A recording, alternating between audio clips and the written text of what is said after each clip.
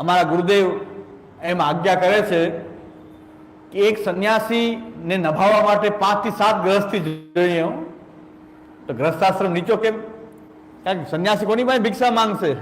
સંન્યાસીને 5 થી 7 ઘરે ભિક્ષા માંગવી, કોના ઘરે માંગવી?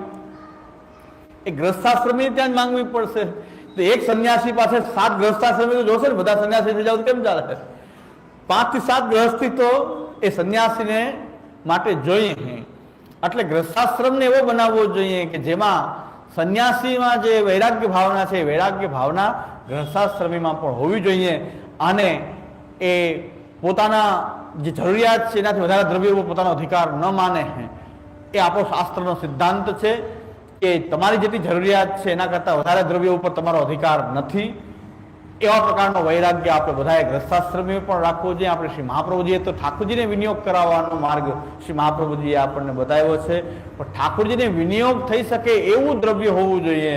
એ દ્રવ્ય અસન્માર્ગોપાર્જિત ન હોવું જોઈએ. ચોરી, લૂંટફાટ, ભ્રષ્ટાચારનું, લાંચ રૂશ્વતનું ન હોવું જોઈએ. એ દ્રવ્ય કોઈના ભાગનું પડાવેલું ન હોવું જોઈએ. તમારી પાસે વહીવટ હોય, તમારા ભાગની વસ્તુ તમે પચાવી પાડી હોય તો પણ ઠાકોરજી સ્વીકાર કરશે નહીં, પ્રભુ નહીં સ્વીકાર કરે. એટલે કોઈ ચોરીનો પણ દ્રવ્ય પ્રભુ સ્વીકાર કરતા નથી. એટલે જે કાંઈ પણ છે પ્રાપ્તમ સેવેત નિર્મમ, એ આપણો વૈરાગ્ય છે. તો વૈરાગ્ય આપણો ત્યાં અંદર રહેલો એ આપણો ભક્તિ માર્ગી ચિહ્ન છે. સંતોષ અને વૈરાગ્ય આપણું એ ચિહ્ન છે. આપણે તિલક અને કંઠની જેમ એની રક્ષા કરવી જોઈએ. આપણે ધનના લોલુપ ન બનવું જોઈએ. આપણે કૃષ્ણ પ્રેમી બનવું જોઈએ. સેવાને ચાહવી જોઈએ, કૃષ્ણને ચાહવું જોઈએ, દ્રવ્યને, ભોગને એ આપણે ચાહવું જોઈએ નહીં. એટલે આપણા ઠાકોરજી જે અરોગા છે એ સૂકી રોટલી પણ આપણને પ્રિય લાગવી જોઈએ. અન્યનો મોંથા કે મઠરી જે છે આપણને એ પ્રિય ન લાગવી જોઈએ.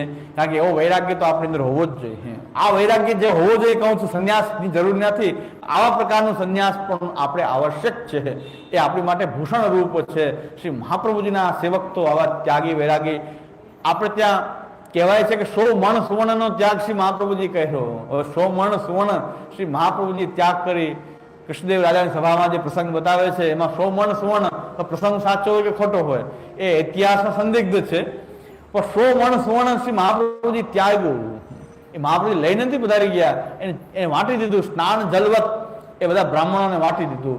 સપ્ત સુવર્ણ મોર અંગીકાર કરી એ પણ પોતાના ઘરના ઠાકોરજીને અંગીકાર નથી કરાવી. પાંડુરંગ વિઠ્ઠલનાથજીને નુપુર કરાવી અને શ્રી મહાપ્રભુ ત્યાં ધરાવી દીધું. પાંડુરંગ વિઠ્ઠલનાથજીને નુપુર ધરાવીને સપ્ત સુવર્ણ મુદ્રા પણ આપે, પાંડુરંગ વિઠ્ઠલનાથજીને ભેટ કરી, એમ આપણા પ્રસંગોમાં આવે છે. તો મહાપ્રભુજીનો વૈરાગ્ય કેવો છે? શ્રી મહાપ્રભુજીના સેવક દામોદદાસ સંભલવાળા કે જેમના સુવર્ણના પાત્ર જળગરામાં હતા, એવા શ્રી મહાપ્રભુજીના સેવક હતા. દામોદદાસ સંભલવાળાના ઘરમાં સોનાના પાત્રો હતા અને એ સોનાના પાત્રોમાં એની ઘરમાં પાત્રો સુવર્ણના હતા. એના ઘરનો બધો વૈભવ મહાપ્રભુજીના ઘરમાં પધાર્યો ત્યારે મહાપ્રભુજી ખાલી ઠાકોરજીને જ પધરાવ્યા, વૈભવ બધું એમના જ પધરાવી દીધું. આ ગ્રહસ્થાશ્રમી હોવા છતાં મહાપ્રભુજી કેવા સંન્યાસી છે, ડોળા સંન્યાસી છે. શ્રી મહાપ્રભુ સંન્યાસીનો આટલું દ્રવ્ય આવી રહ્યું છે, એ દ્રવ્ય બધું એમના જેમ પધરાવી દીધું અને ખાલી ઠાકોરજી દ્વારકાધીશને પોતાના એ ઘરમાં શ્રી મહાપ્રભુજીએ પધરાવ્યા એ વાર્તામાં આવે છે. પુરુષોત્તમદાસ શેઠ કે કાશીના રાજા દ્રવ્યની જરૂર પડતી તો પુરુષોત્તમદાસ શેઠ પાસેથી લોન લેતા. એટલું દ્રવ્ય પુરુષોત્તમદાસ શેઠ પાસે હતું. છતાં શ્રી મહાપ્રભુજીએ પોતે પર્ણકુટીમાં રહેવાનું સ્વીકાર્યું. મહાપ્રભુજી પર્ણકુટીમાં રહેતા હતા. અત્યારે આપણે બધા બાળકો જે પણ રહીએ છીએ પણ મહાપ્રભુજી તો સારી અવસ્થામાં રહીએ છીએ. મહાપ્રભુજી પર્ણકુટીમાં બિરાજ્યા. અડેલની પર્ણકુટીમાં શ્રી આચાર્યચરણ એ બિરાજતા હતા. એમના સેવક પાસેથી એમને નહોતું આવતું કે એક મકાન તો બનાવી દે. આજ્ઞા કરે શ્રી મહાપ્રભુજી કે મકાન તો બનાવો. તો પુરુષોત્તમદાસ શેઠ સોનાનું મકાન બનાવી દે. કારણ કે રાજાને લોન આપતા હતા, એ શ્રી મહાપ્રભુજીના સેવક હતા. એ રાજાઓ એની પાસેથી લોન લેતા હતા. પુરુષોત્તમદાસ શેઠ પાસે એ વખતે એટલું દ્રવ્ય હતું. એ કરોડધ્વજી કહેવાતા. એ વખતે કરોડો રૂપિયા એમની પાસે હતા. તો મહાપ્રભુજી પર્ણકુટીમાં રહેવાનું સ્વીકાર્યું અને એક દિવસ મહાપ્રભુજીના ઘરમાં ભંડારમાં રોટી કરવા માટે, રાજભોગ ધરવા માટે પણ ભંડારમાં ચૂન પણ નહોતો. એ પણ વાર્તામાં આવે છે, ઘરુ વાર્તામાં. તો આ પરિસ્થિતિમાં શ્રી મહાપ્રભુજી બિરાજ્યા. તો મહાપ્રભુજીને આવડતું હતું પોંચબુક છપાવતા. પોંચબુક છપાવવાની જરૂર નથી, ખાલી કહેવાની જ જરૂર હતી કે કમસે કમ મારું ઘર તો બનાવો. તો મહાપ્રભુજીએ પુરુષોત્તમદાસ શેઠને એની પાસે દ્રવ્ય હતું, એ દ્રવ્ય મહાપ્રભુજી પોતે લેવાની ક્યારે અપેક્ષા નથી રાખી, પણ મહાપ્રભુજી એમને એવો પ્રકાર બતાવ્યો રાજ વૈભવથી સેવા કરવાનો કે તમારા ઠાકોરજીને આટલા વૈભવથી તમે સેવા કરી શકો છો. પોતે નહોતા કરતા આટલા વૈભવથી સેવા. મહાપ્રભુજી ધોતી ઉપણા અને ગુંજા માળા ધરાવતા હતા. મહાપ્રભુ શિંગારમાં ગુંજા માળા, ધોતી ઉપણાનો શિંગાર કરતા હતા. પણ પુરુષોત્તમદાસ શેઠને રાજ સેવાનો પ્રકાર શ્રી મહાપ્રભુજી જ બતાવેલો છે કે તમે આ રીતે ઠાકોરજીનું દ્રવ્ય છે તો પ્રભુમાં વિનિયોગ કરાવો, મને ધરી દો એમ નથી કીધું શ્રી મહાપ્રભુજી કે એ તમે ઠાકોરજીને વિનિયોગ કરાવો. તો પુરુષોત્તમદાસ શેઠના ઘરમાં રાજ સેવાથી શ્રી મદન મોહનલાલની સેવા થતી હતી. તો આ બધા પ્રસંગો આપણા વૈરાગ્યના, આપણો સંન્યાસ આ પ્રકારનો છે. ભલે આપણી પાસે આપણે સંન્યાસની દીક્ષા લઈને ઘર છોડી નીકળતા નથી, પણ ઘરમાં આવું આપણે તપસ્વી અને સંન્યાસી જીવન આપણા ગ્રસ્થાશ્રમમાં ભગવત સેવાના માધ્યમથી, ભગવત સેવા અંતર્ગત અંગભૂત આપણે આવું જીવન જીવી રહ્યા છીએ. આટલી મહત્તા આ સંપ્રદાયની એ છે. આપણા ગોસ્વામી બાળકોનું સ્મરણ કરીએ તો ગોસ્વામી બાળકો ઠાકુરજીને પધરાવીને શ્રીનાથજીનો બધો જ વૈભવ છોડી ખાલી શ્રીનાથજીને પધરાવીને મુગલની ફોજ પાછળ હતી અને શ્રીનાથજીને પધરાવીને વનમાં ભટકીને શ્રીનાથજીની રક્ષા કરી છે. આ શ્રીનાથજીના તિલકાયતો છે કે શ્રીનાથજીના માટે સ્વરૂપને પધરાવીને શ્રમ ન થાય એટલા માટે ઘર બહાર બધું છોડી એને પોતાનો વૈભવ છોડીને ભટકીને એકાંતિક સ્થાનમાં શ્રીનાથજીને પધરાવીને શ્રીનાથજીને ખાલી પધરાવ્યા છે, વૈભવ બધો છોડી દીધો. આપણો શ્રીનાથજીને પધરાવીને કેટલો શ્રમ થયો છે. ફોજ પાછળ હોય અને બધું છોડી નીકળવું પડતું. શ્રીનાથજીની પસંદગી કરી છે, દ્રવ્યની પસંદગી નથી કરી. એ શ્રીનાથજીને પધરાવીને એ ત્યાંના શ્રીનાથજીના તિલકાયતો એ પહેર્યા છે. શ્રી ગોવિંદજી મહારાજ જયપુરમાં પોતાના ઠાકોરજીને પધરાવીને એ ગોવિંદજી મહારાજ જયપુરમાં બિરાજતા હતા અને જયપુરના રાજાએ કીધું કે આ બધો વૈભવ અમે આપેલો છે. ઇસી ક્ષણે એ વૈભવનો ત્યાગ કરીને, રામસિંહજી રાજાના એ બધા વૈભવનો ત્યાગ કરીને ખાલી ઠાકોરજી તો મારા છે ને, કે ઠાકોરજી તમારા વૈભવ તો મારો આપેલો છે, અમારા પૂર્વજોએ તમને આપ્યો છે.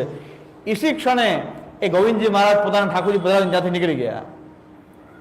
શ્રી મદન મોહનલાલ અને ગોકુચંદ્રમાજી બે નિધિ એમના ઉપર બિરાજતા હતા. ઇસી ક્ષણે, એ જ ક્ષણે રામસિંહ રાજાએ એ આપણા બાળકો ત્યાંથી નીકળી ગયા. ગોવિંદજી મહારાજે બધો જ છોડી દીધો પોતાનો વૈભવ. ગ્રસ્થાશ્રમી હતા, ઘરબાર હતું, પણ કેવળ ઠાકોરજીનો આશ્રય, કેવળ ઠાકોરજીનો આશ્રય રાખીને આપણો ઇતિહાસ કહું છું કે અહીં ક્યાં ત્યાગ વૈરાગ્યની વાત હતી, કેવો અમારો સંન્યાસ છે. આજે જે હોય તો અમારી પૂર્વજોની આ કથા છે. એવા પૂર્વજો ગ્રસ્થાશ્રમમાં રહેતા હતા, પણ આવા ત્યાગી હતા, આવા સંન્યાસી હતા. કાકા વલ્લભજી મહારાજની વાર્તામાં આવે છે, કાકા વલ્લભજી મહારાજના જીવન ચરિત્રમાં આવે છે કે પોતે સવારે ઉઠી અને ઠાકોરજીનું ચૂર્ણ પોતાના હાથેથી પીસતા, લોટની ચક્કી પોતે દળતા સવારમાં, અને એ લોટ ઠાકોરજીની સેવામાં વપરાતો અને શ્રીનાથજીની સેવા પૂરી કરતા અને પોતાના ઠાકોરજીની સેવા કરતા. અને રાત્રે દરવાજા બંધ કરીને ખૂબ જોરથી રડતા. ત્યારે બધાએ કીધું કે આ શું, હવે રડવાનું શું કારણ છે? એમણે સાત લાલજી હતા, પરિવાર હતો અને બધી રીતે સેવા પણ સુંદર હતા. સાત નિધિ બિરાજતા, એમના ઘરે પોતાના સાત ઠાકોરજી બિરાજતા હતા. શું કમી છે? ત્યારે બધા એમના પુત્ર પૌત્રોએ બધાએ વિનંતી કરી કે આપ કેમ રડો છો એટલા બધા? દરવાજો બંધ કરીને એકલામાં ખૂબ રડતા. ત્યારે રાતના મને એટલા માટે રડવું આવે છે કે પુરુષોત્તમદાસ શેઠની બેટી, કરોડપતિ, એ વખતના કરોડપતિની બેટી પુરુષોત્તમદાસ શેઠની રૂકમિણી એ વધારે નિંદર ન આવે એટલા માટે ચટાઈ પાથરીને સૂવે છે અને આપણે મખમલના ગાદી તકિયા ઉપર સૂઈએ છીએ. એટલે મને રડવું આવે છે કે આપણામાં કાંઈ નથી, એ ધર્મ આપણામાં છે નહીં. તો આપણે સૂઈએ છીએ ત્યારે મને રડવું આવે છે કે આપણને કેવા આનંદથી સૂઈ જઈએ છીએ. અને પુરુષોત્તમદાસ શેઠની બેટી સેવામાં વિક્ષેપ ન થાય એટલા માટે ચટાઈ ઉપર સૂવે છે કે વધારે નિંદર ન આવી જાય. આવી સેવાની તત્પરતા આપણામાં કેમ નથી? એટલે મને રડવું આવે. આટલી સેવા કરતા હો, સવારે ઉઠીને ચક્કી પીસતા, એ લોટ ઠાકોરની સેવા વપરાય, પછી આખા દિવસની સેવા કરતા. આટલી સેવા કર્યા પછી પણ એમને મનમાં એ રંજ રહેતો હતો કે આપણો આ વૈભવ સેવામાં આપણથી કાંઈ બનતું નથી અને આવો વૈભવ આપણે જીવી રહ્યા છીએ. તો કાકા વલ્લભજી મહારાજનો આવો ત્યાગ કે આટલી સેવા કરવા છતાં પણ એમને રોવું આવતું હતું કે આ વૈભવ આપણો ઠાકોરજીની માટે છે, આપણે એમાં કેમ એનો ભોગ કરીએ. તો આવા આપણા વૈરાગ્યનો ઘણા પ્રસંગો, આ વૈરાગ્યના, આ વલ્લભકુલના બાળકોના વૈરાગ્યના પ્રસંગોના, પણ એ ઇતિહાસ આપણે ભૂલી ગયા છીએ કે શું થઈ ગયું છે ખબર નથી પડતી. આ પૂર્વજોની પરંપરા કે જેમણે હંમેશા ત્યાગ કર્યો, ઠાકોરજીના સુખને પ્રધાનતા આપી, અને બાકી બધી વસ્તુમાં એ હંમેશા ત્યાગ ભાવના રાખી. અમારા દાદાજી શ્રી પુરુષોત્તમલાલજી મહારાજ શ્રી જુનાગઢવાળા જ્યારે નિત્ય લીલામાં પધાર્યા ત્યારે ધોતી ઉપરના એમના પાસે કોરા નીકળ્યા નહોતા. બજારમાં લેવા જવું પડ્યું હતું. જે સોરઠના જેને કે રાજા કહેવાતા હતા, હા, અવળી મોટી સૃષ્ટિ, અને એ દાદાજી પુરુષોત્તમલાલજી મહારાજ લીલા કર્યા ત્યારે ધોતી ઉપરના પણ એક કોરા હતા નહીં. તો એ બજારમાં લેવા જવું પડ્યું ત્યારે નવા ધોતી ઉપરના એમની પાસે નહોતા. એમના બેટીજીએ મને એકવાર વાત કરી કે દાદાજી જ્યારે મુંબઈ પધારતા હતા ત્યારે એના બેટીજી એમ કીધું કે દાદાજી એક સાડી લઈ આવજો. એ નાના હતા બેટીજી, 10-15 વર્ષના હોય ત્યારે. એ વખતે સાડીનો જમાનો હતો. તો મુંબઈ જાઓ છો 50-60-70 વર્ષ પહેલા, તો સાડી લઈ આવજો. ત્યારે દાદાજીએ એમ કીધું કે તમારે લુહાણા વાણિયાની ઘરે જન્મ લેવાની જરૂર હતી. જો સાડી પહેરવી, સાડી માંગવી હતી તો લુહાણા વાણિયાને ઘરે જન્મ લીધો હોત તો સારું હતું. વલ્લભકુલને ત્યાં જન્મ લેવાની જરૂર નહોતી. કે તમે ઠાકોરજી માટે કેમ ને આ લઈ આવજો એમ વિચાર કેમ ના આવ્યો? મારા પુત્રી હો તો એવો વિચાર આવવો જોઈએ કે ઠાકોરજી માટે આ લાવજો. એની વચ્ચે તમે સાડી માંગી તો આ લુહાણા વાણિયાને ઘરે જન્મ લીધો હોત તો સારું હતું. તો આવા વચન બોલ્યા કે એટલું ઠાકોરજીની ભગવત પરાયણતા હતી.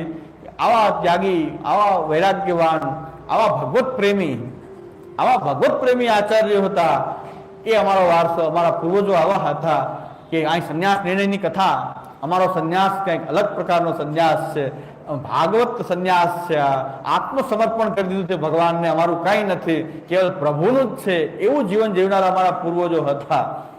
એટલે અમારા તાજજી મહારાજ શ્રી રુદ્રનાથલાલજી મહારાજ 3-4 મહિના સુધી ગામડાઓમાં પ્રવાસ કરતા, પરદેશ કરતા. ગામડાઓમાં ઘરે ઘરે સેવા લેવાની જે પ્રથા હોય એવી રીતે અહીં સૌરાષ્ટ્રમાં પધાર્યા.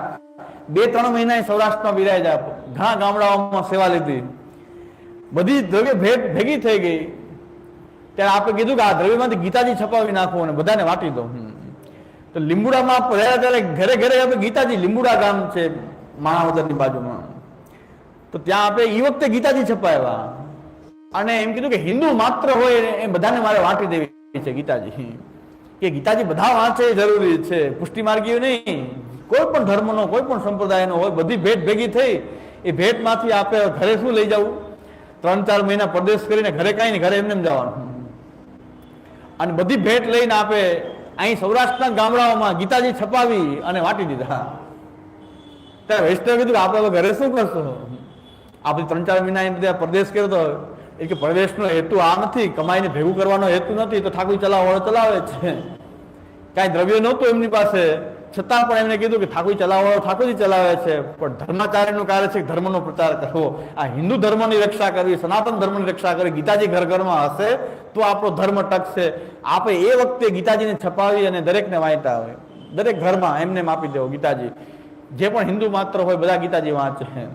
તો આ બધા આ વૈરાગ્ય, ત્યાગ, વૈરાગ્યનો એ પ્રસંગ જે છે, આ અનંત પ્રસંગો વલ્લભકુલના ઇતિહાસમાં જોવા મળે છે કે જે આ પરંપરા રહી છે, આવા ત્યાગની પરંપરા રહી છે. શ્રી રમણલાલજી મહારાજ, મથુરાવાળા શ્રી રમણલાલજી મહારાજ એ પરદેશ કરીને પધારતા તો બધી ગોલક યમુનાજીમાં ઠલવી દેતા.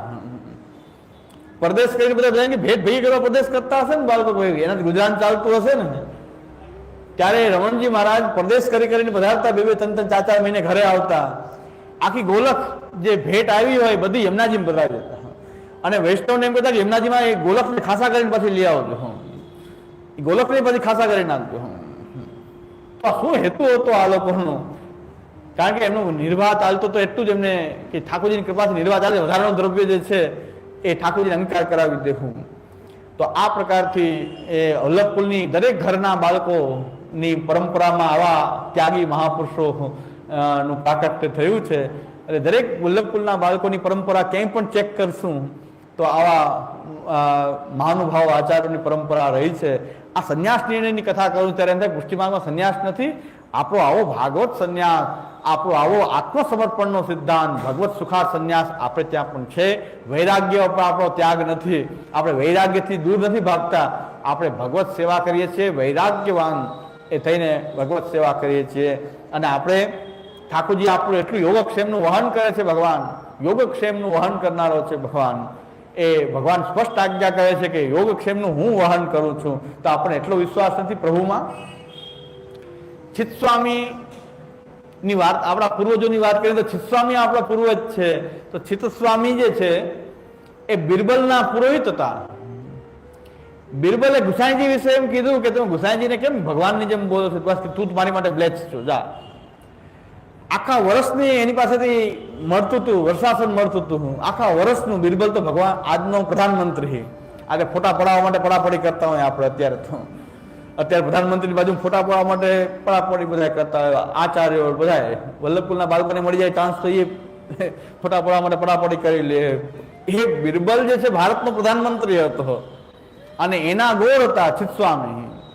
અને એને જો વર્ષાસન બાંધેલો તો ત્યાગ કરી દીધો કે ગુસાઈજી બેટા આમ કેમ બોલ્યો, ઠાકોરજી કરતા ગુસાઈજી ઓછા છે, તું મારી માટે બ્લેસ, તારું મોઢું નહીં જોઉં. અને ગુસાઈજી પાસે આવી ગયા. ગુસાઈજીને ખબર પડી કે આ તો ગરીબ બ્રાહ્મણ છે ને વર્ષ દિવસની આવક છોડીને આવ્યો. વર્ષ દિવસનું પૂરું થતું હોય અને છોડીને આવ્યો છે. ત્યાં ગુસાઈજીએ કીધું કે હું વૈષ્ણવને કહી દઉં કે તમને હવે કંઈક માથી કંઈક આ બ્રાહ્મણને કંઈક કરાવી દેશ તો એનું ગુજરાન ચાલે. બધા ગ્રસ્તાશ્રમમાં રહે, બધાની જરૂરિયાત તો છે પૈસાની. તો લાહોર જાઓ, હું વૈષ્ણવને લખી દઉં છું, તમને આપશે પૈસા. ત્યારે ચિત્તસ્વામી કીધું હમ તો વિઠ્ઠલનાથ ઉપાસી. તો અમારી માટે તો આપણા ચલાવી છે, બીજું કોઈ જવાનું કોઈ સ્થાન જ નથી. હું તો વિઠ્ઠલનાથ ઉપાસી. અમે આપણા ચરણાવિંદની ઉપાસના કરીને બીજે શું કામ જાય? લાહોર નહીં જાય, પૈસા માટે ક્યાંય ન જાય. દૃઢ વિશ્વાસ છે કે યોગક્ષેમનું વહન કરનારા એ પ્રભુ જ છે, તો પ્રભુ કરશે. તો એ પૈસા લેવા માટે પણ એ ગયા નથી. કુમનદાસજી, માનસિંહ રાજાએ કીધું તમારો મોદી બતાવી દો, ચાલો તમારો મોદી બતાવી દો, તમારું મોદી ખાનું કાયમ મળ્યા કરે.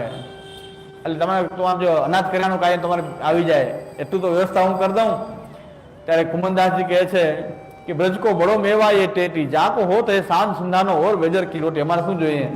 આ ટેટીનું ઝાડ છે એટલે કેળા, હો ટેટી એટલે કેળા. કેળા જંગલમાં એમને એમ થાય, એ અમે લઈ આવીએ, એનું શાક કરી લઈએ છીએ અને બેજરની રોટી જેટલું ધાન ધન્ય અહીં ઉત્પન્ન થઈ જાય છે. હવે અમારે શું જોઈએ? જાકો હોત એ શાક સંધાનો ઓર બેજર કી રોટી, બ્રજ મેં બડો મેવા એ ટેટી. અમારે કઈ જોઈએ નહીં. માનસિંહ રાજા પણ ધન્ય થઈ ગયો કે આ કેવા ત્યાગી છે, ગ્રસ્તાશ્રમી છે છતાં કેવો ત્યાગ છે. સંન્યાસીઓ પણ માંગતા હોય છે. સંન્યાસીઓ પણ કહેતા હોય આશ્રમ માટે લાવો, મઠ માટે લાવો, એ પણ માંગે છે. ને આ તો સામેથી ઓફર કરે, રાજા આવીને ઓફર કરે છે કે તમે તમારો વર્ષાસન આપી દો તો આપી દઈએ, ચાલો. તો કહે છે કે અમારે કઈ જોતું નથી. તો આ આપો એ ત્યાગ અને વૈરાગ્ય જે છે શું હોય છે કે પુષ્ટિ માર્ગમાં શીખવું પડે કે આપણે એ બધા પૂર્વજોના વંશજો છીએ. આપણે ત્યાં સંન્યાસ નથી છે. આપણો સંન્યાસ કંઈક એના કરતા ઉચ્ચ કક્ષાનો છે કે જ્યાં ભગવાનનું સુખ થાય. આપણે ગ્રસ્તાશ્રમમાં રહેવા છતાં પણ જલ કમલવત રહેવું જોઈએ. આ ભોગો આપણને એ ગ્રસિત ન કરે, બાધક ન કરે, એવી રીતે ગ્રસ્તાશ્રમમાં એ રહેવાની પદ્ધતિ એ આપણી એક સંન્યાસની પદ્ધતિ અલગ છે જે પુષ્ટિ માર્ગમાં છે. એટલે સંન્યાસ નિર્ણયનો જે ગ્રંથ જે છે કર્મ માર્ગ, જ્ઞાન માર્ગ અને ભક્તિ માર્ગમાં સંન્યાસ નિરૂપણ શ્રી આચાર્યચરણને કર્યું છે. અને આ ગ્રંથ શ્રી આચાર્યચરણ નરહરિ સંન્યાસીને આ ગ્રંથ શ્રી મહાપ્રભુજીએ ભણાવ્યો છે એવો ઉલ્લેખ વાર્તામાંથી આપણને મળે છે. નરહરિ સંન્યાસી હતા અને પછી મહાપ્રભુનો સંપર્ક થયો ત્યારે સંન્યાસનું સ્વરૂપ તો કે હું જાણું છું, પણ ભક્તિ માર્ગમાં સંન્યાસી કેમ જીવવું, ભક્તિ માર્ગી સંન્યાસનો શું પ્રકાર હોય છે એ પ્રશ્ન કર્યો શ્રી મહાપ્રભુજીને. ત્યારે મહાપ્રભુજીએ આ ગ્રંથ સંન્યાસ નિર્ણય ગ્રંથ નરહરિ સંન્યાસીને જે સંન્યાસના ધર્મનું જ્ઞાન હતું પણ ભક્તિ માર્ગીય સંન્યાસનો પ્રકાર શું છે જ્ઞાન નહોતો, એ જ્ઞાન શ્રી મહાપ્રભુજીએ નરહરિ સંન્યાસીને